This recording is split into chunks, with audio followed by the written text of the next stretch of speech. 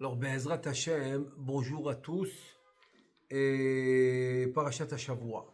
La parashat de la semaine qui tissa, et aussi en passant, bon Hashem, on a fait des cours sur Purim, Purim Sameach. Là, on va parler de la parashat de la semaine. La parashat de la semaine qui tissa. Et là, il nous dit le passou qui tissa et Rosh Bene Yisraël. C'est qui le Rosh Bene Yisraël?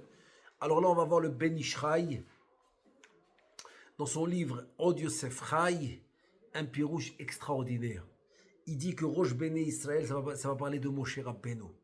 Et là maintenant, il va faire un rapport direct entre la parashat Tetzavé, qu'on a lu Shabbat dernier, et la parashat Kitissa, qu'on va lire Bezrat Hashem ce Shabbat. Et donc il dit comme ça, Kitissa et Rosh Bene Israël, c'est dans le Sefer Shemot, dans le chapitre 30, dans le Pasuk 12, il dit le Ben Ishraï alav shalom nirali b'siata dishmaya de Ramaz akatuv lefi darko alma shama Moshe Rabbeinu alav shalom. Ça veut dire que quoi? Il y en a un remez ici, une allusion extraordinaire sur ce qu'il a dit Moshe Rabbeinu. Moshe Rabbeinu, il a dit Vim Ain, si tu veux pas pardonner au Am Israël de la faute du veau d'or, et si tu veux pas leur pardonner, qu'est-ce qu'il dit Moshe Rabbeinu?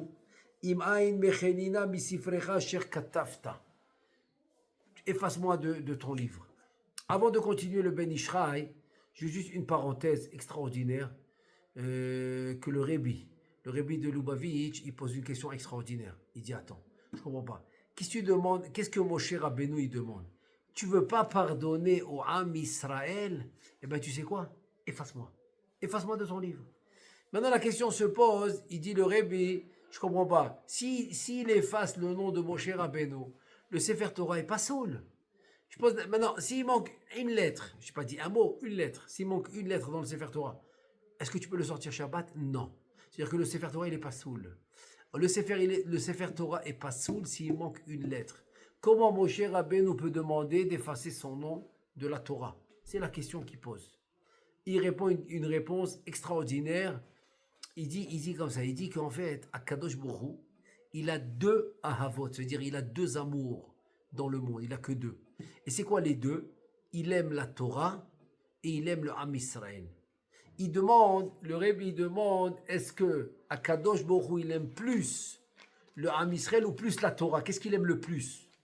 Il répond, il aime Am Israël le plus. Il aime Am Israël le plus. Et là maintenant, on va comprendre. Quand Moshe Rabbeinu, il redescend après 40 jours, 40 nuits, il amène l'étape de la loi, il voit le veau d'or, et que Akadosh Baruch Hu, il veut exterminer tout le peuple d'Israël pour en faire un autre. Moshe Rabbeinu n'est pas d'accord, il casse l'étape de la loi. Il dit non, je préfère casser l'étape de la loi, comme ça, on va amener d'autres tables de la loi qui vont être moins élevées, comme ça, le Am Israël ne va pas être tué. Et pourquoi Moshe Rabbeinu, il fait ça? Attends.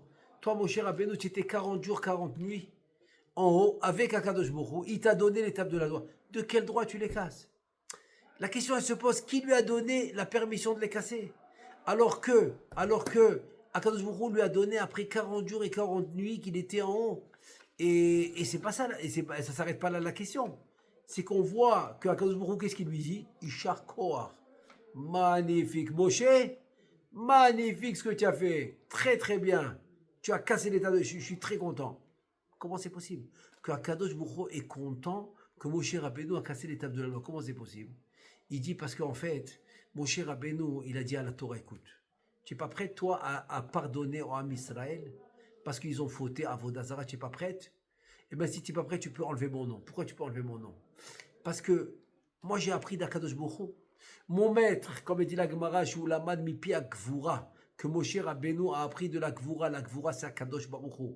Moshe Rabbeinu qui a appris d'Akadosh Baruch Hu, il dit mon maître qui est Akadosh Baruch Hu, j'ai appris de lui que Akadosh Baruch Hu, il aime le Am Israël plus que la Torah. Comment tu vois ça?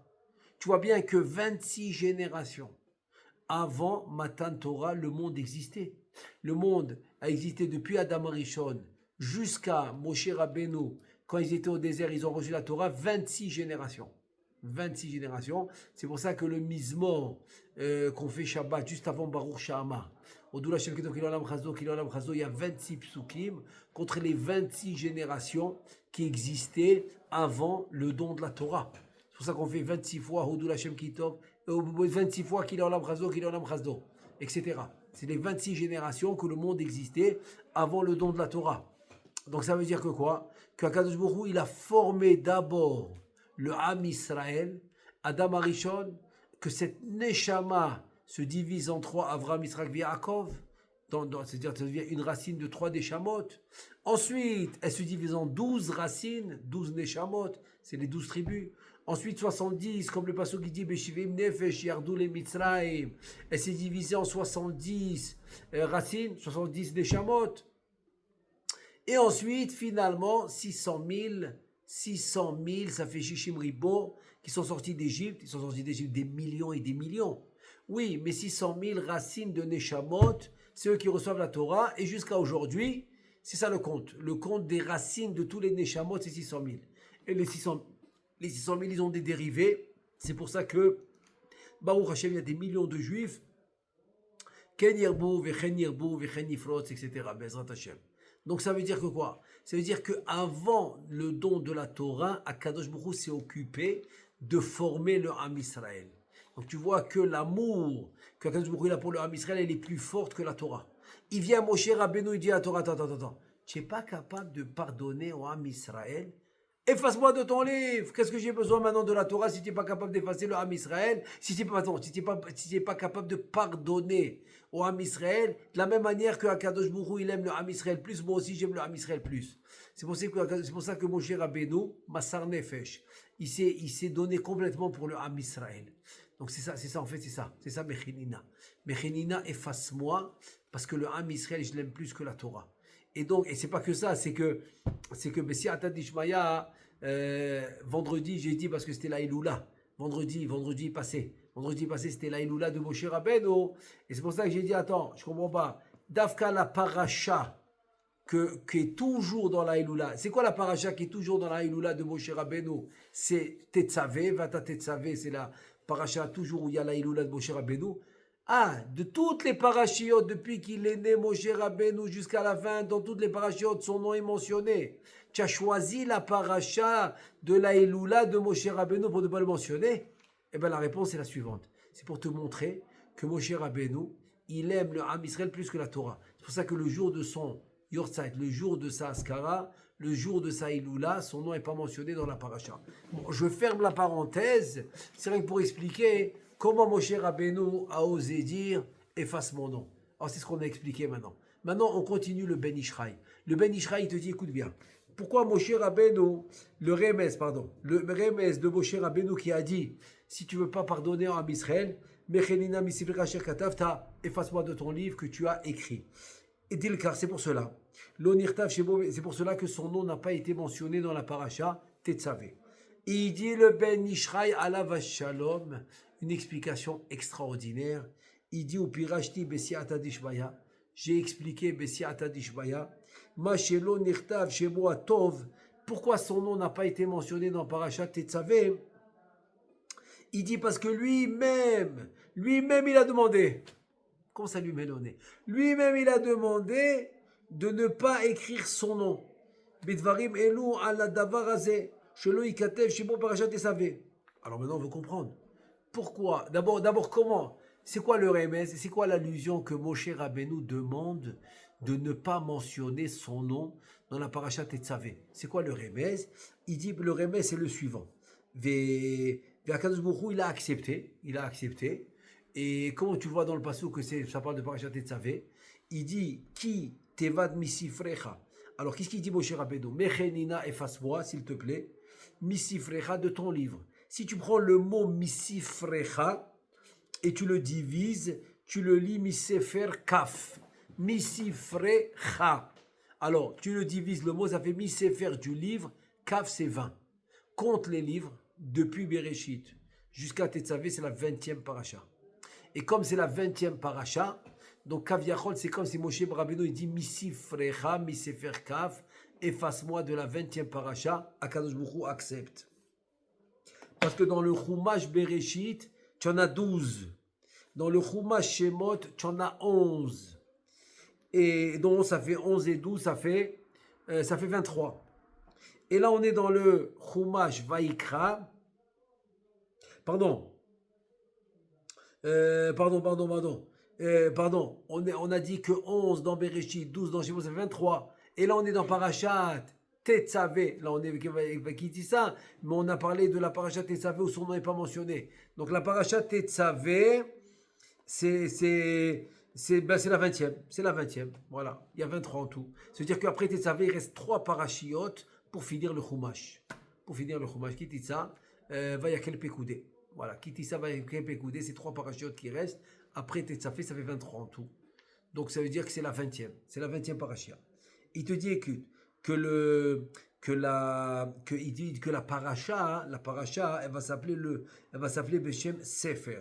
Venimtsa parasha tetzavehi Sefer Kaf. Donc efface-moi de ton Sefer 20. Misifrecha, Sefer Kaf. C'est quoi ton Sefer, ton livre 20? La paracha s'appelle Sefer. Donc le 20e Sefer qui est Tetzavé. Are asa Akadosh Borou Kidvar Moshe Rabbeinu. Donc Akadosh Borou il a fait la volonté de Moshe Rabbeinu.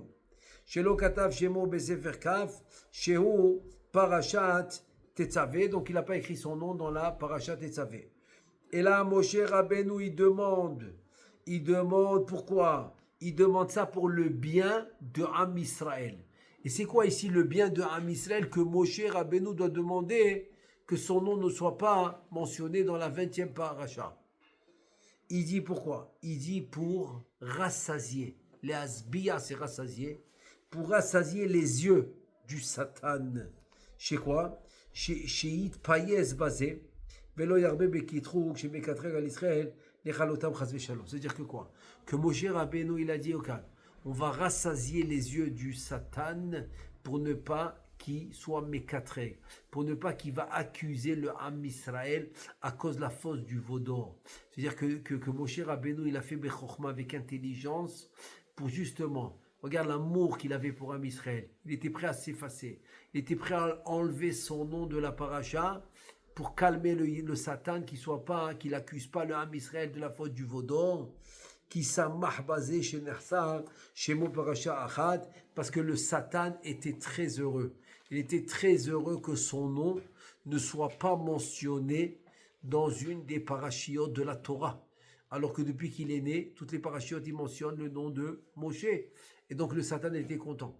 Puisque le Satan était content, donc on va dire, ça a réduit les accusations qu'il avait contre Am Israël. Et donc Moshe, c'est ce qu'il voulait. C'est-à-dire que le Satan, il a pris ça comme un manque extraordinaire, quelque chose de pas bien, donc il était heureux. Le Satan était heureux, donc il s'est calmé. Il a arrêté d'accuser le Ham Israël. Il a dit, voilà, si j'ai réussi maintenant à enlever le nom de Moshe dans une paracha, ça vaut le coup. Et là, il s'est calmé. Il te dit, premièrement. Deuxièmement. Ve'od masidou Moshe Rabbeinu alav shalom she'asa Chisron Beshvar Agadol. Ça veut dire que quoi? Ça veut dire qu'il a fait. Ce qu'on vient de voir maintenant, c'est qu'il a fait un manque pour le bien de Ham Israël. Et on voit qu'il a fait aussi un autre. C'est quoi? Que dans la Torah, c'est écrit, écoutez bien, la Torah dit comme ça. Va ish Moshe anav me'od mikol adam al pene adama, etc. C'est-à-dire que Moshe Rabbeinu est très anav. Maintenant, comment on doit écrire anav? Le mot anav doit s'écrire Ain, Nun, Yud, Vav. Je répète, Ain, Nun, Yud, Vav. Comment il est écrit dans la Torah? Ain, Nun et Vav. Il manque le Yud. Alors quoi? La Torah l'a écrit sans le Yud. Pourquoi la Torah va écrire le mot anav sans le Yud? C'est écrit Ktiv, Vekri. Kri, Vektiv. Comment tu l'écris, comment tu le prononces? Donc si la Torah l'a écrit moins un Yud, il y a une raison. Il dit, tu sais quoi la raison? C'est la suivante. Alors, que le mot anav, il est écrit sans le yud, il te dit comme ça. Et donc, ve'aroe yarshov, sheze chisaron shel yud betevat anav, vukiraon elav, klomar, eno anav shalem. Ça veut dire que quoi? Ça veut dire que le mekatreg, le Satan, il va penser, si le mot anav, il est écrit sans le yud, c'est que Moshe Rabbeinu n'est pas un vrai anav. Donc, il est content. Mais nous, on sait que Moshe Rabbeinu, il a fait ça par modestie, et que Akadosh Borou lui a rajouté de la lumière grâce à ça. Il dit le Midrash, c'est qu'il y avait de l'encre dans le Koulmous, parce qu'Akadosh Baruch Hu, il dictait, comme une dictée. Il dictait la Torah et Moshe l'écrivait. Et quand il est arrivé au mot Anav, donc il a rempli le Koulmous, Kaviachol avec l'encre, le Koulmous c'est la plume, avec quoi on écrit dans le parchemin. Donc Kaviachol, il a rempli la plume avec l'encre, et cette encre, elle devait suffire pour 4 mots, pour 4 lettres, Le Aïn, le Nun, le Yud et le Vav. Qu'est-ce qu'il fait Moshe? Il écrit Aïn, Nun, Vav, il n'écrit pas le Yud. Donc il reste de l'encre dans la plume. Akadosh Baruch Hu, il prend cette encre, il la met dans son front, et c'est là que Am Israël avait peur de s'approcher de Moshe, tellement il avait de la lumière. Maintenant, Moshe Rabbeinu, lui, pourquoi il a fait ça? Il dit le Ben Ishraï. Il a dit pour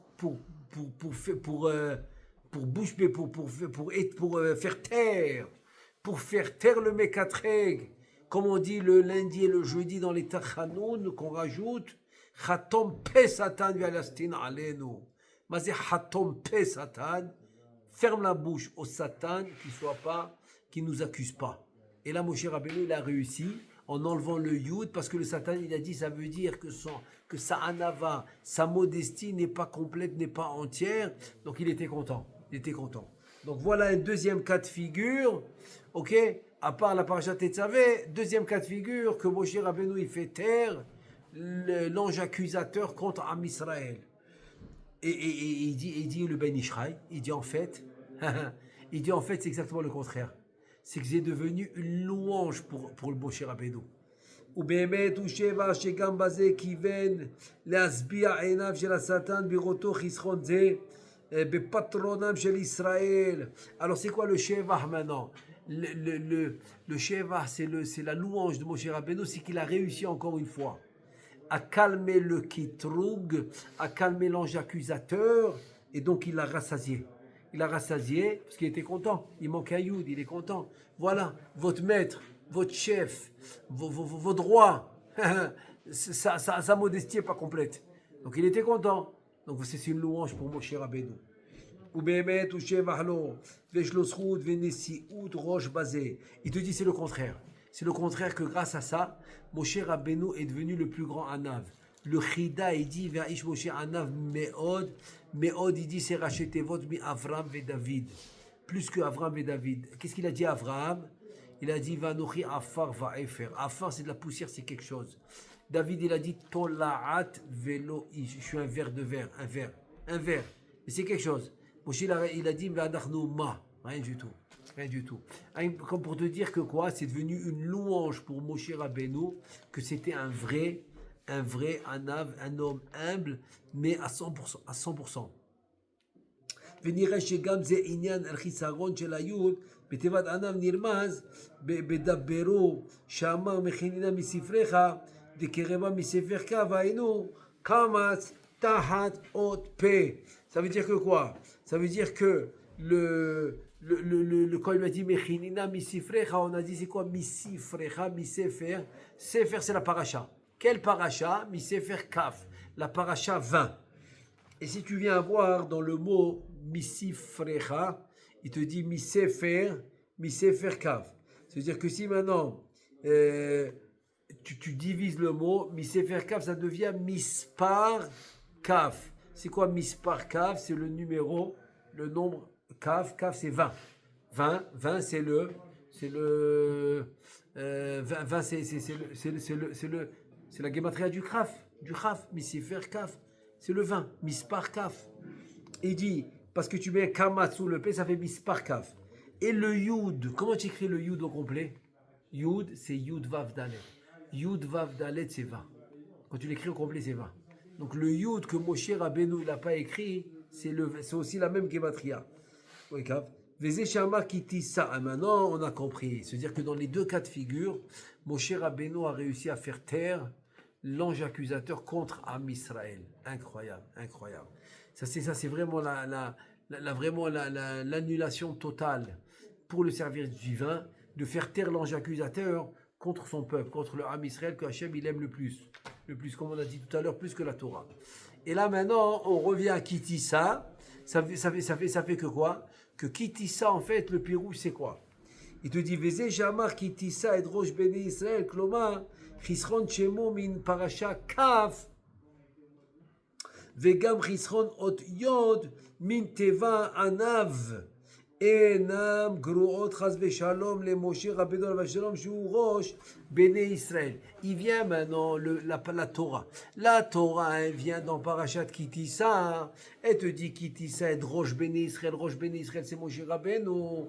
Tu penses que quoi? Que le fait qu'il manque son nom dans la paracha précédente, qui était Tzavé, et il manque le Yud dans Anav, tu penses que ça a baissé son niveau? Au contraire.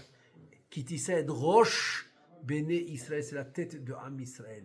Et comme c'est la tête de Am Israël, il n'a jamais perdu on va dire son statut, et au contraire, son statut a augmenté. Ça veut dire que quoi? Ça veut dire que le statut, il monte dépendamment de l'annulation et de la kavana que l'homme il aura envers son créateur. Puisque la kavana de ne pas mettre son nom, c'est pour sauver le Ham Israël, c'est devenu une élévation. Puisque sa kavana de ne pas mettre le Yud dans le mot Anav, c'est parce que vraiment il était humble à 100%, c'est une élévation.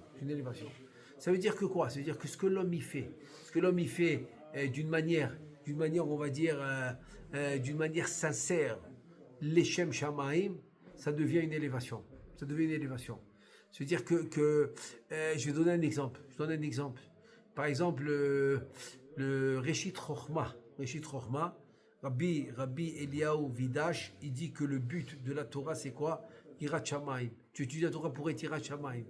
Et c'est quoi Yirat Shamayim? C'est d'accomplir ce que ton Créateur te demande de faire. Et donc, si maintenant tu as Yirat Shamayim, ça veut dire que tu es en train d'accomplir ce que ton Créateur te demande d'une manière sincère.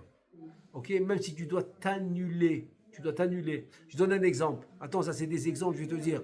C'est des exemples qu'on est obligé de mentionner, même s'ils ont l'air simples. Mais c'est des exemples, autant qu'ils ont l'air simples, mais ils sont primordiaux. Comme par exemple le Rav Shach, alav shalom, quand il disait à quelqu'un de se renforcer, il lui donnait pas des grandes choses. Il lui dit fais Birkat Amazon avec le Sidour. C'est tout. C'est ça qu'il disait. Alors, par exemple, je donne un exemple. Quand par exemple, tu sais que tu as fait ton repas le matin, surtout quand c'est un jour de travail, que tu as la tête dans le bureau, mais tu fais pas de shahrit, comme ça tu n'as pas faim toute la matinée, que tu pourras travailler tranquillement, servir les clients tranquillement, pour ne pas ça te déranger, donc tu fais pas de shahrit. Quelqu'un qui étudie au kollel ou à la yeshiva, donc il va faire son pas de shahrit, son repas du matin, son petit déjeuner, comme ça la matinée il est tranquille, il pourra étudier, ou l'autre qui étudie à l'université, ou l'autre qui étudie à la yeshiva, ou celui qui va au travail, comme ça il est tranquille, très bien. Donc il fait ce qu'il doit faire, très bien. Maintenant, qu'est-ce qui se passe avec Birkat Amazon? Quand tu as fini de manger, ta tête elle est où? Alors si tu dois aller travailler, ta tête elle est au travail. Si l'autre il doit aller à la yeshiva, sa tête elle est à rencontrer sa chavruta pour étudier. Si l'autre il doit aller au kollel, donc sa tête elle est au kollel qui doit arriver à l'heure. Si l'autre maintenant il est, je sais pas moi, il est n'importe où qu'il doit faire. Ou bien un autre, non, il est pensionnaire, il est pensia, il est en pension, mais ok, mais quand même il a des activités qu'il fait, donc il est en train de penser à quoi il va faire. Même si c'est une balade, il est en train de penser à sa balade. Ça veut dire que quoi?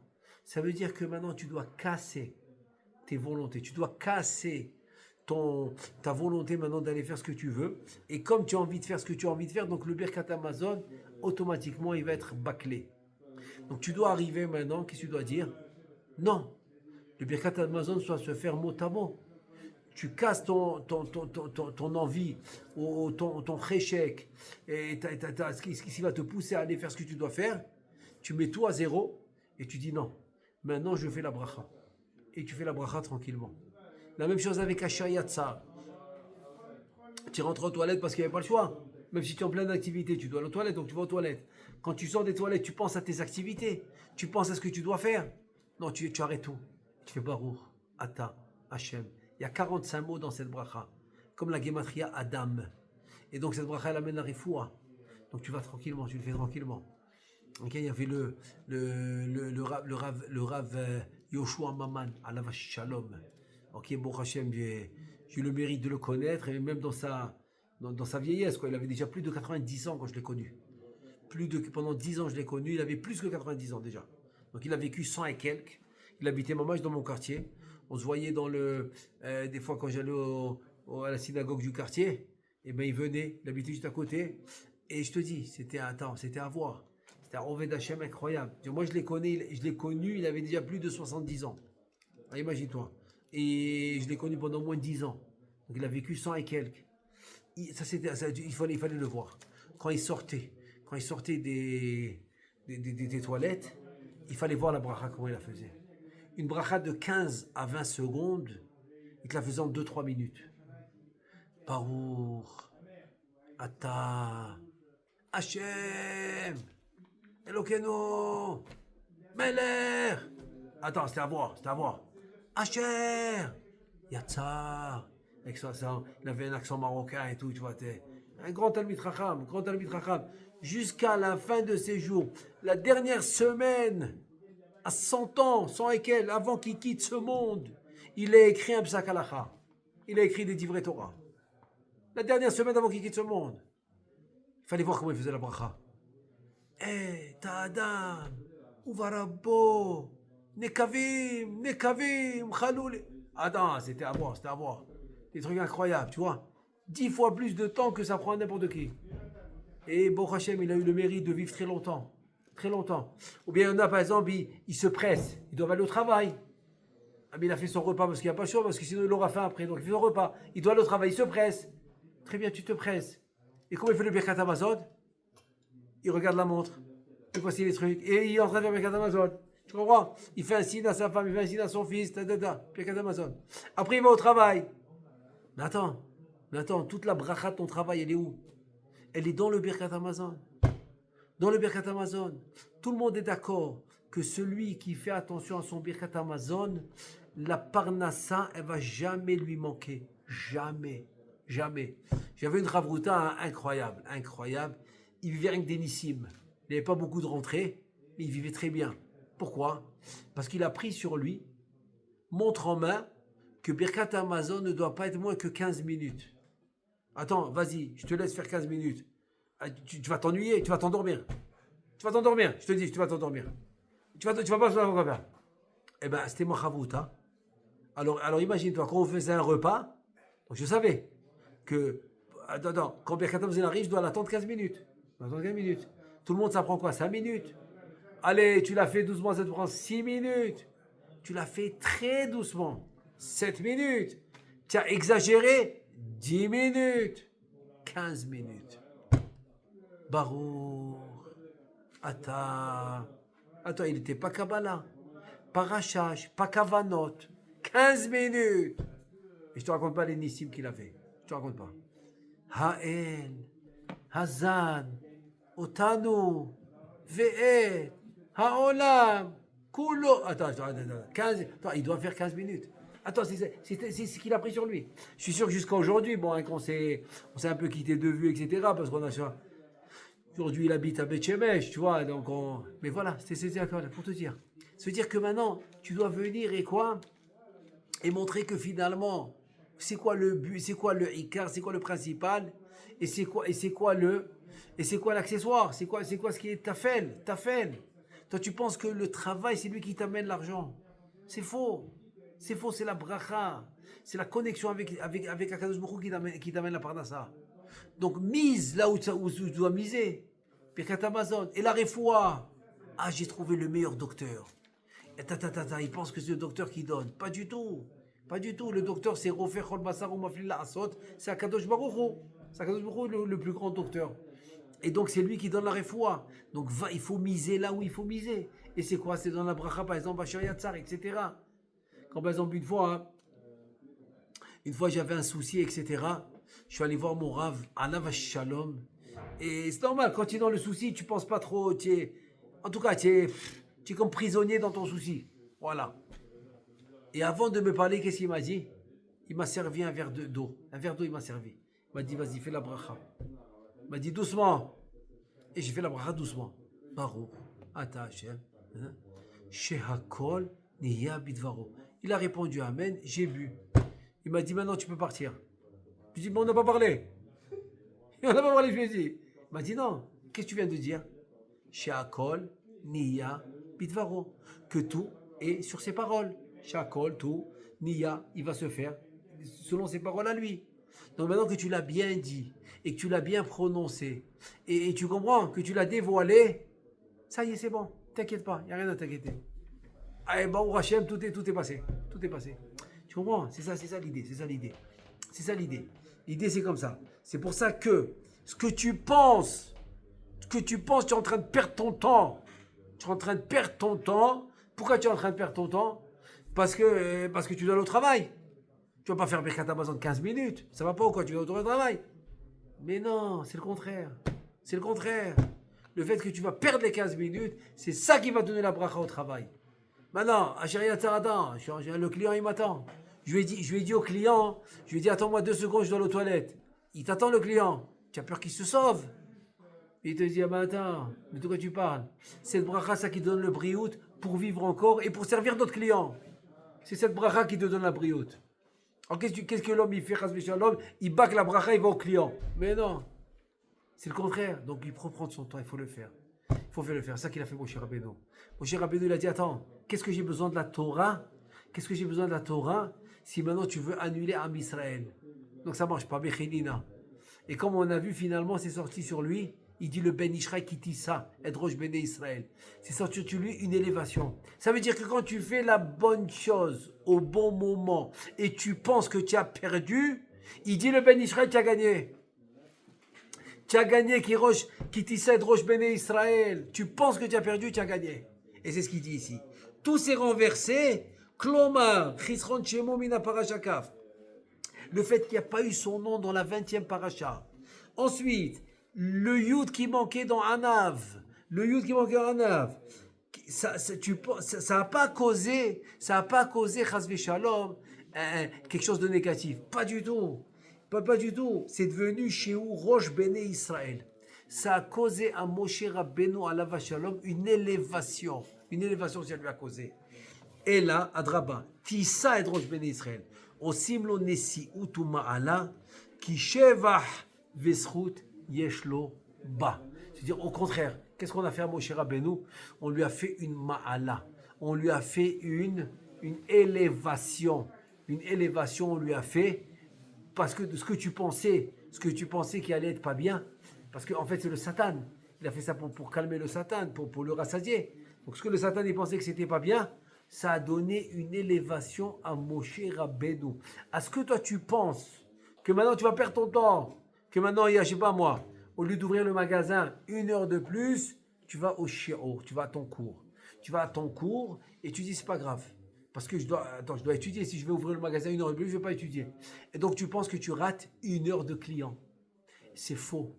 C'est faux. Le fait que tu as fermé 1 heure pour aller étudier, cette étude de 1 heure va te donner la bracha dans le reste des heures que tu n'aurais pas donné cette bracha si tu avais ouvert pendant l'heure de l'étude. Parce que pendant la tefila, tu parles à Kadosh Baruch Hu. Mais dans l'étude, c'est Kadosh Baruch Hu qui te parle. Donc de la même manière que toi, tu parles à Kadosh Baruch Hu, lui aussi, il a besoin de te parler. Donc c'est ça l'idée. C'est-à-dire, il faut qu'on prenne conscience. C'est ça qui dit ça. Edrosh Bene Israël, qui vient juste après Tetzavé. Tu penses que le fait que le nom de Moshe Rabbeinu n'était pas mentionné, c'était quelque chose de pas bien? Non, pas du tout. Comme le Yud Halav, non. Au contraire. Tu as fait quelque chose pour Am Israël. Tu as fait quelque chose pour Akadosh Baruch Hu. Tu as gagné. Alors, je vais finir avec une belle histoire que je connais bien les détails de cette histoire. Il y avait quelqu'un que je connais qui avait un magasin à Agrippas. Et voilà que, en face de ce magasin, il ouvre quelqu'un qui vend exactement la même chose que lui. Exactement la même chose. Et petit à petit, il voit que les recettes, ils réduisent. Ils réduisent. Et certainement, il ne sait pas quoi faire. Il dit, attends, ça fait 20 ans que je suis là, l'autre il vient d'arriver, et attends, les recettes sont plus les mêmes, je ne peux plus m'en sortir comme ça. Je paye un loyer, etc. Je ne peux pas. Il va voir son rave, je connais tous les détails, je connais le rave, je connais tout. Il va voir son rave lui dit, Miché mevater lo mafsid. Celui qui renonce et qui ne fait pas de problème, il ne va pas perdre. Donc c'est pas grave. Va faire ton magasin ailleurs. Il n'y a pas de problème. Ok. Il n'a pas discuté. Il avait confiance en son rave. Il a déménagé son magasin à Mea Shearim. Je connais tous les détails. Il va à Mea Shearim. Il fait son magasin. C'était une épicerie, etc. Il l'a fait. Bah, au Hachem, ça a repris. Il a commencé à travailler normalement, très bien, etc. Et voilà une de ses clientes, qui est une rescapée des camps de concentration, qui avait, bon, elle était toute seule, Galmouda, c'est-à-dire toute seule, elle n'avait personne, pas de famille, elle était rescapée de camps de concentration, elle était âgée. Et bon, ça lui a, il avait basé de la peine. Il a pris ça, il a dit, c'est ma mitzvah, allez, je vais l'aider. Je vais l'aider, elle va pas se porter les sacs et tout. Alors chaque fois, il lui disait, vous inquiétez pas, prenez ce que vous voulez, c'est moi qui vous les amène. Elle dit, non, pas du tout, non, non, non. Vous rentrez à la maison, je vous les amène. Il était vraiment, il faisait ça les Shem Shamaï. Il lui faisait, il n'y a pas de problème, ce qu'elle avait besoin. Une fois, elle a reçu une lettre, elle avait besoin de remplir, il ne savait pas. Elle est venue chez lui. Pas de problème. Il a tout laissé, il a aidé, il n'y a pas de problème. Et Shem Shamaï. Et son business, Baruch Hashem, il marchait assez bien, on va dire, que c'était une bonne chose d'avoir quitté. Et voilà que, comme tout le monde, après 120 ans, elle quitte ce monde. Il reçoit un appel de l'avocat. Il lui dit, tu as un héritage. Héritage de qui? Tu ne connais pas quelqu'un de sa famille qui est nifta? Il lui donne le nom de cette femme-là, qui était cliente chez lui, qui a laissé un héritage. Elle a dit, le seul qui vraiment a fait ça, les Shem Shamaï, pour aucune raison. Pas parce qu'il attendait quelque chose en retour. Il a fait vraiment ça pour moi, parce qu'il voulait m'aider. C'est lui, c'est le seul. Donc elle lui a tout laissé. La maison, les comptes de banque, tout ce qu'elle avait, elle lui a laissé. Du jour au lendemain, il s'est retrouvé, je te raconte pas, avec les sommes d'argent qu'il s'est retrouvé du jour au lendemain. Donc il n'avait plus besoin, même cette épicerie, il n'avait plus besoin. Il a fait d'autres affaires, il a fait de l'immobilier, etc. Aujourd'hui, Baruch Hashem, il vit très très très bien avec l'immobilier. Plus besoin d'épicerie. L'épicerie, c'est du matin au soir, etc. Donc ça veut dire que quoi? Que quand tu fais quelque chose pour Am Israël, tu penses que tu perds ton temps. Attends, maintenant, au lieu d'aller lui amener les sacs à la maison, il peut faire d'autres clients, je sais pas moi, il peut faire d'autres choses. Tu comprends? Il dit non. Et c'est ça qui dit ça. Et Rosh Ben Israël, la Torah vient te prouver que dans les deux cas de figure, que tu penses que c'était, on va dire, un déshonneur, on dit un déshonneur.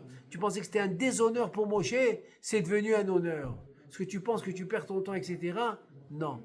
Alors fais pour Akadosh Baruch Hu, fais pour ton prochain, fais pour Am Israël, et Bezrat Hashem, tu vas être toujours gagnant. Amen ve Amen.